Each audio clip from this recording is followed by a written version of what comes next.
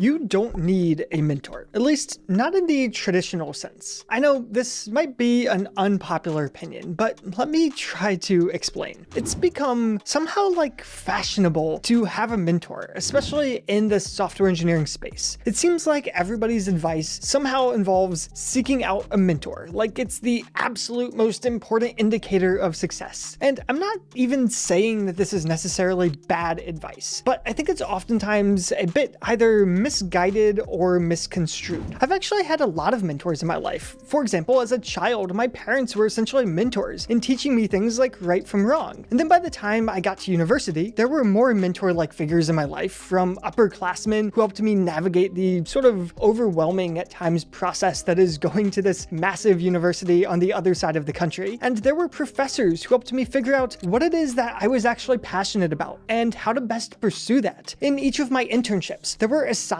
mentors who helped me better understand how to be productive as a software engineer working in this more corporate environment that I just wasn't used to. And even as a full-time software engineer, there were multiple programs that I was involved in, both formal and sometimes more informal, that resulted in various mentor-like relationships. And even to this day, I have multiple mentors that help me with everything from my personal life to running this YouTube channel. I wouldn't be in the position I am today if it wasn't for all of these people. And on the flip side, I've also had the privilege of being a mentor, again, both in informal and formal settings, to various different people, because I recognize how important it truly is. So why do I say you don't need a mentor? My point in saying this isn't to say that mentorship is bad. Clearly, I don't believe that. But what I do think is bad is the way I see most people approaching mentorship. Like, there's this list of things you need to do to be successful, and one of those is to check off the I have a mentor box. It's pointless. I've been on both sides of mentorship conversations when clearly at least one person doesn't want to be there, and frankly, it's just a waste of everybody's time. I think the best mentor-mentee relationships tend to be born sort of naturally, and oftentimes never have the official mentor label on it. It's just another relationship that happens to be with somebody you trust and somebody who's willing to give advice in some area where they have more knowledge or experience than you do. And at times, this can come through more formal, sort of like find a mentor type programs. In fact, I'm actually pretty involved with a few of these programs myself in volunteering as a mentor. But I think it just needs to be done very carefully in those cases. The real value of mentorship then comes from these authentic connections. Think about the most impactful advice you've ever received. Chances are it came from somebody who just genuinely cared about you and your journey. They just wanted you to succeed. It didn't come from somebody who was assigned to be your mentor, or somebody that your first interaction with them was asking for some form of mentorship. Now, of course, this doesn't mean that these formal mentorship programs or other forms of sort of forcing mentorship are without merit, but rather that the essence of valuable mentorship is the relationship, not this sort of formal structure that we like to put around it. And when you think about this best advice you've ever gotten, also think about the last piece of advice you needed. Chances are whoever gave you the best piece of advice was not the best person to give you advice on whatever this new most recent thing is. For example, many of us, our first mentors are our parents. And I can say that some of the best advice I've ever gotten came from my parents. But if your parents aren't in the software engineering field, they probably aren't the right people to ask for advice in preparing for your coding interviews or navigating the sort of unique tech company culture. That's not anything against them, it's just not their area of expertise. As an analogy, I love American football, so I sort of think about my life in this analogous way to a football team, although you can probably insert pretty much any sport into this analogy. But anyways, teams have a head coach. So you think about this as sort of the most knowledgeable person and the most experienced person on this coaching staff, and they should know pretty much everything there is to know about football. But guess what? They also have offensive and defensive coordinators, and they have coaches for individual positions, like quarterback coaches and running back coaches and all of these different coaches that help with specific things. And there's even more specific people on the staff for things like fitness and nutrition. And the reason for all of this, aside from it just being too much work for one person to be doing, is that all of these people have different areas of expertise. They all bring something sort of unique to the table. And where there might be some overlap in their knowledge, it's not that that's wasted extra knowledge. You just get diverse perspectives and you can sort of weigh them against each other to make the the best decisions in the end. Not having any mentors would be like playing with no coaching staff at all. It's going to be a complete mess. But frankly, I don't think anybody's actually even like this. Even if you've never used the word mentor before, you probably have some mentor-like figures in your life. But this idea of trying to sort of